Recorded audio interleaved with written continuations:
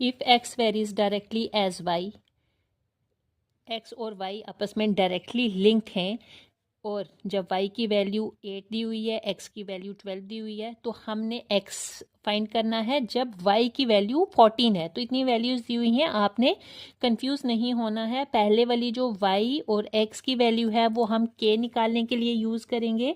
तो x है हमारे पास 12, k और y है हमारे पास 8। तो इसमें से हमारे पास k निकल जाएगा इज इक्वल टू 1.5। अब हम निकालेंगे x की वैल्यू जब हमारे पास y 14 है। तो अब फिर से हम पुट करते हैं x हमारे पास निकल के x को निकालना है और y की वैल्यू हमारे पास 14 है, तो x इज इक्वल टू के वाई। ठीक है, डायरेक्टली लिंक्ड है ना। तो k की वैल्यू हमारे पास 1.5 आ गई है और y की वैल्यू हमारे पास 14 है, तो आंसर हमारे पास 21 आएगा। x is equal to 21। If p varies inversely as q, यहाँ डायरेक्टली था और अब यहाँ पर इनवर्सली लिंक्ड है।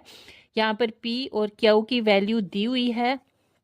अब हमने p की वैल्यू निकालनी है जब q की वैल्यू 12 है। तो सेम मेथड है हमारे पास, सिर्फ यहाँ पर इनवर्सली प्रोपोर्शनल है ये। तो p इज इक्वल टू, अब हमारे पास जो है p दिया हुआ है हमें 18 p है हमारे पास। k अपान q की वैल्यू हमें दी हुई है 5, तो k हमारे पास क्या आ जाएगा 18 5 द 90। ठीक है, when q is equal to 12, q हमें 12 दिया हुआ है तो हमें p निकालना है। तो p इज इक्वल टू 90 अपान 12। ठीक है, 90 अपान 12, क्योंकि k हमारे पास 90 है तो हमारे पास आंसर आ जाएगा 7.5।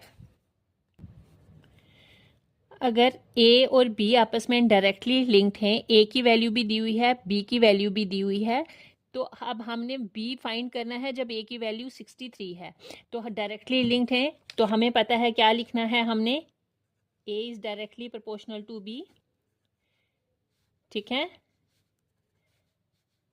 a is equal to k b. तो यहाँ पर हम निकालेंगे k। तो k क्या होगा, a हमारे पास 42 है डिवाइडेड बाई 14। ठीक है, तो k हमारे पास निकल कर आ गया है 3।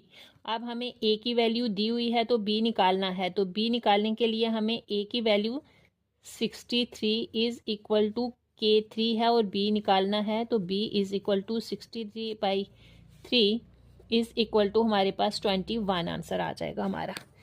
x varies inversely as y, अब इनवर्सली प्रोपोर्शनल है। x y की वैल्यू हमें दी हुई है। अब हमने y की वैल्यू फाइंड करनी है जब x इज इक्वल टू 6 है।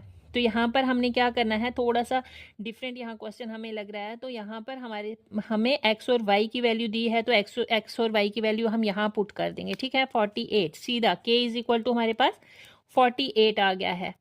तो अब हमने x y is equal to 48 भी लिख सकते हैं। x की वैल्यू यहाँ पर 6 है। थोड़ा सा ट्रिकी क्वेश्चन है, आपने सोच के करना है। 6y इज इक्वल टू 48, तो यहाँ पर y की वैल्यू हमारे पास निकल कर आ जाएगी। 48 upon 6 is equal to 8, 8 6 48। t varies inversely as s, तो यहाँ पर t की वैल्यू भी दी हुई है, s की वैल्यू भी दी हुई है। तो t निकालना है जब s इज इक्वल टू 16 है। तो ये रिलेटिव क्वेश्चन है आपस में, ये काफ़ी इजी होते हैं। कभी कभी थोड़ा सा डिफरेंट करके पूछा होता है तो तब आपको थोड़ा अलर्ट रहना होता है कि क्या पूछा गया है और हमने किस तरह से इसकी वैल्यू पुट करनी है। तो t s is equal to k constant है। t की वैल्यू हमें दी हुई है 20, s की वैल्यू 4 है, तो कितना हो गया 80। तो s हमें दिया हुआ है 16, तो t किसके बराबर हो जाएगा, t हो जाएगा k बाई एस। तो k कितना है 80 अपान s 16 इज इक्वल टू 5, तो t हमारे पास निकल कर आ गया 5। एक ट्रेन है जो 4 घंटे में 240 किलोमीटर ट्रैवल करती है। अब उसको कितना टाइम लगेगा कि वो 600 किलोमीटर ट्रैवल करे, लेकिन स्पीड उसकी सेम रहेगी। तो यहाँ पर टाइम और डिस्टेंस जो है डायरेक्टली लिंक्ड हैं। तो यहाँ पर t बाई डी लिख सकते हैं हम। ठीक है, t बाई डी लिख सकते हैं। अब t1 अपान d1 लिखो, t2 अपान d2 लिख दो। ठीक है, अब यहाँ पर T1 और D1, T1 भी दिया हुआ है हमें 4 आवर्स और डिस्टेंस कितना है 240, T2 हमने निकालना है और हमें 600 किलोमीटर दिया हुआ है डिस्टेंस। अब हमने T2 निकालना है, आराम से निकाल देंगे हम यहाँ से, ये 0 और ये 0 ख़त्म, 6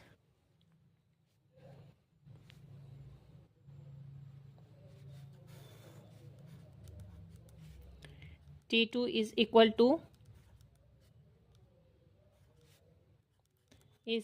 टू 10 आवर्स। तो 10 आवर्स में 600 किलोमीटर ट्रैवल करेगी।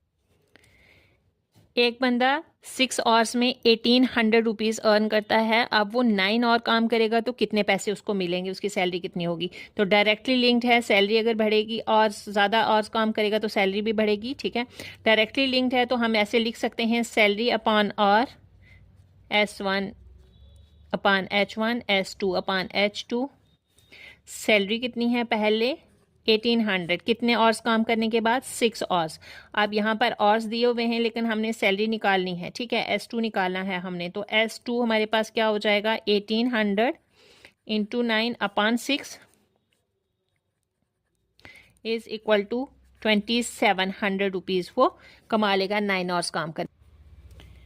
20 बंदे हैं, 36 दिन के लिए उनका खाना चलता है। अगर वही खाना 30 बंदे खाएंगे तो कितने दिन के लिए वो खाना चलेगा? तो इन्वर्सली प्रोपोर्शनल है, बंदे ज़्यादा हो गए हैं तो कम दिन के लिए खाना चलेगा। इन्वर्सली प्रोपोर्शन है तो हम man into days is equal to constant हो जाएगा। तो man into days is equal to man into days, आगे वाला। तो कितने बंदे हैं 20 बंदे हैं, 36 डेज के लिए खाना चलेगा। अब 30 बंदे हो गए हैं तो बताओ कितने दिनों के लिए खाना चलेगा? तो हमने डेज निकालने हैं।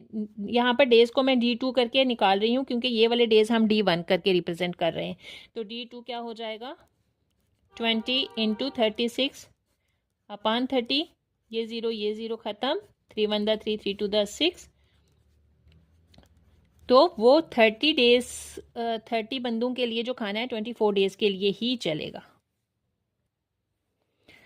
अब 4 बंदे काम कर रहे हैं, वर्कर्स हैं, वो 9 दिनों में पेंट का काम ख़त्म करेंगे। अब हम अगर 6 डेज में वो काम फिनिश करना चाहते हैं तो कितने वर्कर्स हम अप्लाई करेंगे, कितने वर्कर्स को हम काम देंगे? तो ये जो है ऐसे क्वेश्चंस 2 तरीके से सॉल्व हो सकते हैं। जैसे वर्कर इस हमने देखा है कि ये इन्वर्सली प्रोपोर्शनल है, अगर वर्कर ज़्यादा होंगे तो कम दिनों में काम ख़त्म कर देंगे, तो इन्वर्सली प्रोपोर्शनल है। तो यहाँ पर हम इनकी वैल्यू पुट करके, वर्कर्स की वैल्यू यहाँ पर पुट करेंगे, डेज की यहाँ पर वैल्यू पुट करेंगे तो कांस्टेंट के निकल जाएगा। फिर उस के की वैल्यू हम नेक्स्ट स्टेप में पुट करेंगे तो फिर वो फाइनली हमारा उस तरह भी आंसर निकल सकता है। लेकिन अगर हम शॉर्टकट करना चाहते हैं तो हम ये डायरेक्टली इस तरह से पुट करेंगे। वर्कर्स जो हैं 4 वर्कर्स काम करेंगे 9 डेज के लिए, तो ये 6 डेज में ख़त्म हो जाएगा। और हमारे कितने वर्कर्स लगेंगे हमने वो बताना है। तो वर्कर्स 2, ये जो नेक्स्ट स्टेप में वर्कर्स हैं उनको मैं W2 ले रही हूँ, 4 इंटू 9 अपॉन 6, 3 2 6 3 3 9। तो ये 6 वर्कर्स जो हैं वो अगर 6 वर्कर्स 6 डेज के लिए काम करेंगे तो वो ख़त्म हो जाएगा, ठीक है। तो आज के लिए इतना ही, मिलते हैं नेक्स्ट टॉपिक को लेकर नेक्स्ट वीडियो में। तब तक के लिए खुदा हाफिज़। और अगर